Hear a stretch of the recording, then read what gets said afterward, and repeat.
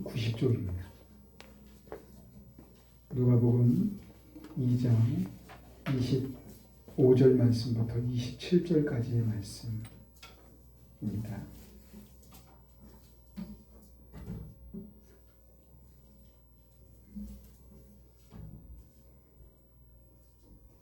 우리 같이 봉독합니다. 예루살렘에 시몬이라는 사람이 있으니 이 사람은 의롭고 경건하여 이스라엘의 위로를 기다리는 자라. 성령이 그 위에 계시더라. 그가 주의 그리스도를 보기 전에는 죽지 아니하리라는 성령의 지시를 받았더니 성령의 감동으로 성전에 들어가매 마침 부모가 율법의 관례대로 행하고자 하여 그가 예수를 데리고 오는지라. 아멘. 아멘. 기도하겠습니다. 하나님, 주의 말씀을 묵상합니다. 말씀 속에서 주의 뜻을 알게 하시고 하나님이 기뻐하시는 삶을 결단하는 우리 모두 되게 도와 주옵소서. 주께서 오늘도 말씀해 주시고 또 깨닫게 하실 줄로 믿사오며 예수님의 이름으로 간절히 기도하옵나이다. 아멘. 아멘. 할렐루야. 네. 오늘 하나님께 나와 예배하는 우리 믿음의 성도들을 주님의 이름으로 축복합니다. 아멘. 하나님의 큰 은혜가 우리 안에 늘 함께하기를 간절히 바랍니다. 아멘. 우리 앞에 있는 분들 축복하겠습니다. 당신은 하나님의 사랑을 받는 존귀한 분이십니다. 시작. 당신은 하나님의 사랑을 받는 존귀한 분이십니다. 아멘. 그렇습니다. 우리는 모두 하나님의 사랑을 받는 존귀한 사람들인 줄로 믿습니다. 가슴에 손을 얹고 우리 자신을 향해 선포합니다. 나는 하나님의 사랑을 받는 존귀한 사람입니다. 3번 반복합니다. 나는 하나님의 사랑을 받는 존귀한 사람입니다. 나는 하나님의 사랑을 받는 존귀한 사람입니다. 나는 하나님의 사랑을 받는 존귀한 사람입니다. 아멘. 바로 이 확신과 이 은혜가 우리 안에 늘 함께하기를 간절히 바랍니다. 아멘. 사랑하는 성도 여러분, 오늘 우리가 봉독한 본문의 말씀을 통해서 우리에게 들려오는 하나님의 음성은 과연 무엇입니까? 오늘 우리가 봉독한 이 본문의 말씀을 보면서 우리가 깨닫게 되는 것은 뭐냐면 주의 재림을 준비하는 또 성탄을 맞이하는 우리의 마음이 우리의 삶이 과연 어떠해야 하는지 그 삶의 모습을 오늘 본문을 통해 우리가 배우게 됩니다. 오늘 본문에 보면은 시몬이라고 하는 아주 의롭고 또 경건한 한 사람이 나와요. 이 시몬이라는 사람이 과연 어떠한 사람인지 또 그가 어떤 신분을 가진 사람인지에 대해서는 정확하게 나오지 않습니다. 그렇지만 하나님께서 이 시몬에게 성령의 감동을 주셨어요. 그래서 그 위에 성령이 항상 함께했고 그리고 성령의 감동이 어떤 감동이 있었냐면 메시아를 볼 것이라고 하는 내가 죽기 전에 메시아를 만날 것이라고 하는 감동을 그에게 주셨어요. 그래서 그는 아기 예수님을 만나는 은혜를 덧입게 됩니다. 그리고 아기 예수님의 그 장래의 사역을 예언하는 선포하는 첫 증인이 되는 것을 보게 되죠. 우리는 오늘 본문의 이 시몬의 모습을 보면서 재림을 준비하는 주의 재림을 고대하는 우리의 모습 그리고 성탄을 맞이하는 우리의 모습이 과연 어떠해야 되는지 다시 한번 깨닫는 그런 은혜가 오늘 우리에게 있기를 간절히 바랍니다.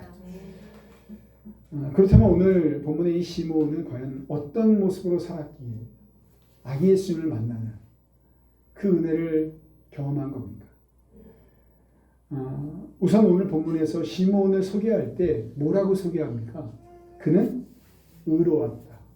의롭고라는 말을 하고 있어요. 여기서 의롭다고 하는 게 뭘까요?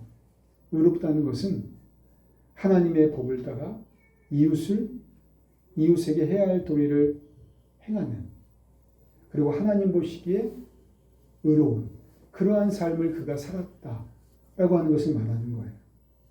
다시 말해서 하나님의 그 공의, 하나님의 그 사랑, 그것을 그 삶 가운데 실천하며 살았던 사람, 그게 바로 오늘 본문의 이 시므온이었던 거예요. 당시 이스라엘은 로마의 압제 하에 있었잖아요.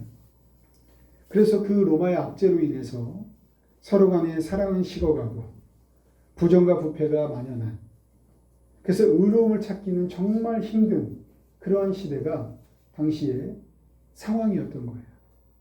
근데 그런 시대 속에서 오늘 본문의 이 시므온은 의로운 삶을 살았던 그런 사람으로 인정받고 있다라는 거죠. 그가 만나는 모든 사람들에게 하나님의 의를 선포하는, 그리고 의를 나타내는 그러한 삶을 살았던 거예요. 로마서 3장 23절 24절 말씀에 보면요, 우리가 잘 아는 말씀이 있는데, 모든 사람이 죄를 범하였음에 하나님의 영광에 이르지 못하더니 그리스도 예수 안에 있는 속량으로 말미암아 하나님의 은혜로 값없이 의롭다 하심을 얻은 자 되었느니라 하고 있어요. 우리는 누굽니까? 우리는 예수 그리스도의 그 피로 말미암아 값없이 의롭다함을 얻은 그런 존재가 바로 우리인 거예요. 그러므로 우리는 우리에게 베푸신 그 하나님의 은혜에 합당한 삶을 사는 그런 우리가 되어야 하는 거예요. 세상 사람들이 아무리 이기적인 삶을 산다 할지라도, 또 불법과 불의가 판치는 그러한 시대가 우리가 사는 이 시대다 할지라도 우리의 삶은 달라야 하는 거예요.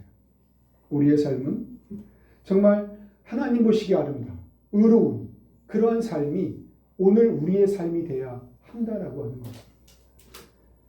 예수님의 비유 중에 선한 사마리아 사람에 관한 이야기가 있잖아요.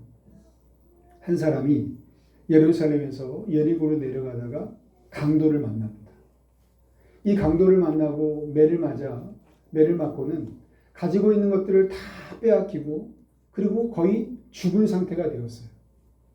그런데 그 강도 만난 사람이 있는 그곳에 누가 지나갑니까? 제사장이 지나가요. 또 이어서는 레위 사람이 지나가요. 근데 이 사람들이 이 강도 만난 사람을 보고는 어떻게 행동하냐? 성경을 보니까 그들이 피하여 갔다. 그렇게 기록하고 있어요. 당시 종교 지도자들이었고 하나님의 그 의를 나타내야 하는 그 사람들이 그 강도 만난 사람을 모른 척하고 지나가는 그 시대가 당시의 상황이었던 거예요. 그래서 예수님은 그 이야기를 지금 하고 계시는 거예요. 근데 그곳에 또 누가 지나갑니까? 사마리아 사람이 지나가고 있었어요. 이 사마리아 사람은요, 당시의 유대인들에게는 사람 취급받지 못하던 사람들이에요. 왜냐하면 그들이 순수한 혈통이 아닌 혼혈족들이었고 또 하나님의 그 말씀이 없는 그러한 사람들이었기 때문에 이스라엘 백성들은 사마리아 사람들을 사람 취급하지 않는, 자신들과 동급으로 여기지 않는 그런 사람이었는데, 이 사마리아 사람이 그 강도 만난 사람을 보고는 어떻게 반응하냐면 그를 불쌍히 여겼다. 그렇게 말하고 있어요. 그를 불쌍히 여겨서 그에게 가까이 가서 그의 상처에 기름을 붓고 포도주를 붓고 그 사람을 가까운 주막으로 데리고 갑니다. 그리고 주막 주인에게 그 사람을 보살펴 줄 것을 부탁하고 그리고 살해를 하는, 돈이 더 든다면 돌아오다가 더 주겠다고 이야기하고 그 사람을 부탁하는 거예요. 예수님은요, 이 선한 사마리아 사람에 관한 이야기를 하시면서 우리의 모습이 어떠해야 하는지를 말씀하시는 거예요. 그렇습니다. 우리는 선한 사마리아 사람과 같이 그런 하나님의 의를 나타내는 그런 우리가 되어야 될 줄로 믿습니다. 우리 이웃을 불쌍히 여기고요. 또 하나님의 그 사랑으로 우리의 연약한 이웃을 돕는 그런 삶, 그 삶이 바로 하나님이 우리에게 요구하시는 의로운 삶의 모습인 거예요. 바라기는 우리의 삶이 그런 복된 삶 되기를 간절히 바랍니다. 이 세상 속에서 하나님의 의, 하나님의 나라, 그것을 바라보고 달려가는 그런 우리 모두가 되기를 간절히 바랍니다. 또 하나, 오늘 본문에서 이 시므온을 소개하는 또 하나의 글이 있어요. 뭐라고 소개하냐면 그는 경건했다. 오늘 본문에 보면 이 경건이라고 하는 말이 나오는데 이 경건이라는 말의 그 뜻을 보니까 주의하고 신중하고 두려워했다. 뭐 그런 뜻을 그 속에 있더라고요. 다시 말해서 이 시므온은 하나님의 뜻, 하나님의 그 명령을 지키며 살기 위해서 아주 신중하게 살았던 거예요. 그리고 하나님을 두려워하는 마음으로 그가 살았던 거예요. 오늘 시몬이 살던 그 시대가 어떤 시대입니까? 성경에 보면은 시몬이 살던 그 시대는요, 암흑기였어요. 무슨 말이냐면 말라기 선지 이후에 예수님이 오시기 전까지의 그 시기를 성경은, 그러니까 신학자들은 암흑기라고 말해요. 400년간의 그 시간을 암흑기라고 말하는데 왜 암흑기라고 말하냐면 그 400년이라는 시간 동안에 하나님의 계시도 없었고 하나님이 보낸 선지자도 없었던 거예요. 그래서 그 시기를 암흑기라고 말하는 겁니다.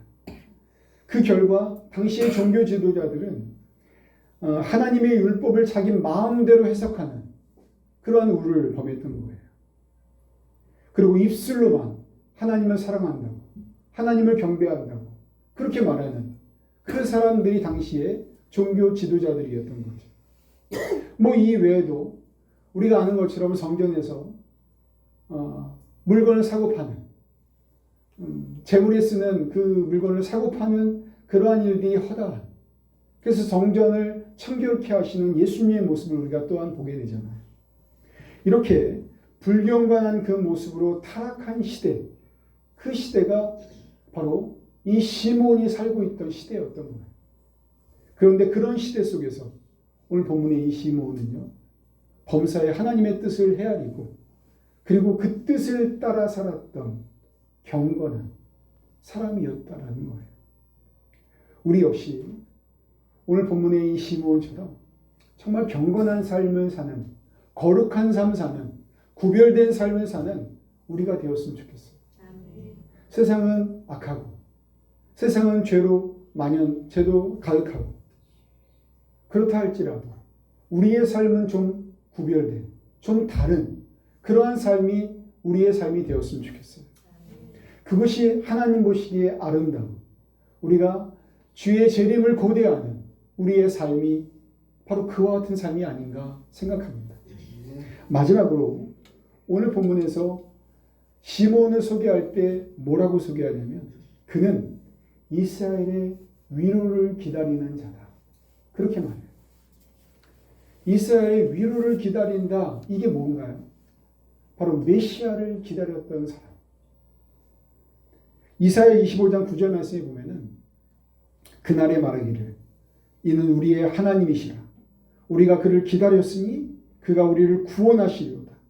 이는 여호와시라. 우리가 그를 기다렸으니 우리는 그의 구원을 기뻐하며 즐거워할 것이다. 유대인들은요, 메시아를 고대하는, 메시아를 기다리는 그런 삶을 살았어요. 그래서 여인들이 아이를 잉태하지 못하는 것을 왜 수치로 여겼냐면 여인의 몸을 통해서 메시아가 오시는데 그 특권을 박탈당한 거예요. 그래서 그것이 수치로 여겼다. 그게 이스라엘의 정서인 거예요. 그러니까 이스라엘에서의 메시아의 오심은요, 모든 문제가 해결되는 겁니다. 메시아가 오시면 정치적인 문제가 해결돼요. 로마의 그 압제에서 자신들이 해방될 수 있다라고 하는, 또 먹고 사는 그 문제가 해결될 수 있다라고 하는 그러한 생각들이 그들의 머릿속에 가득했던 거예요.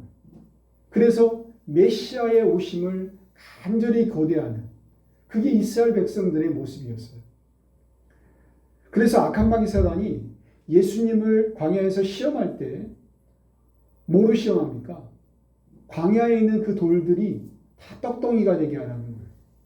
얼마나 놀라운 일입니까? 먹는 문제가 해결된 거예요.